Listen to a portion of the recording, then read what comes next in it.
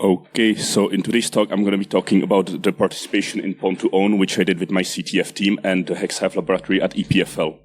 So Pwn2Own is a bug bounty competition where the companies publish a list of hardware devices. You're allowed to hack them, and if you do that successfully, you get a cash prize. So we picked two targets. First was an IoT smart home hub. This is the thing that manages all of the IoT devices in your house if you're really into it. The volume. Just put it nearer to your mouth. Oh yeah, okay. So the software is not open, so we had to extract it. The extraction was a bit difficult because it was within an eMMC of 153 FPGA chip, which is very small. So to dump the software, we got help from the Kudelski group, which used this little chip that reads the legs, and it's very nice.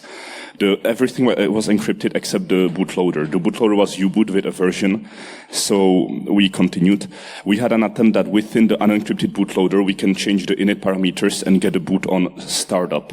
So while other people tried to continue reversing it, I attempted to reflash the chip, which we would need to do to change this parameter within the bootloader. To do so, we created a specific PCB to which we would resolder the chip, reflash the software, and then implant it back to the device. Soldering it is a bit annoying because the holes are like 0.35 millimeters, so they're super small and quite hard to solder. I used the help of the precision soldering lab at EPFL as well. They have nice microscopes, a precision placement machine, and everything that helps it go nicely. Sadly, that didn't work. Later, we learned that it was probably due to the bad design of the PCB, where the legs had a different length. So we abandoned the attempts also because we learned that the init parameters are included in the secure boot, which somehow happened to be enabled on the IoT. And we did the mistake of believing that the IoT secure boot is actually secure, because it turns out that this was the correct approach, because there was a CVE in the secure boot which allowed you to change the bootloader even though secure boot was enabled. Then we worked on the second target, the Synology TC500 camera. This was open firmware, so it was a bit easier to work with. There was an UART shell which allowed us to get a root user, which helped us set up debugging tools and everything. So the main web interface of the camera is the WebD binary. Putting a format string in the URL causes a sec fault. Here it's in GDB. So the culprit was just the simplest SNPrintf you could imagine, the most default printf bug.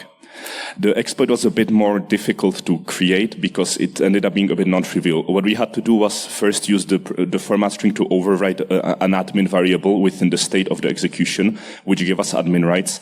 That allowed us to upload a file which contained a script to get us a reverse shell. And then using the format string, we were able to override arguments of a function which called execve and execute our file instead of the official one. This executed the reverse shell script, and we managed to get a reverse shell. So we are already happy talking how to get the money from the price, and then like 12 hours before the deadline, the update on Pwn2Own server pinged us that there was an update. We are a bit in a panic mode, and it turns out that they've patched the vulnerability 12 hours before the competition to not have to pay the price. The patch was trivial, of course, you just remove the format string.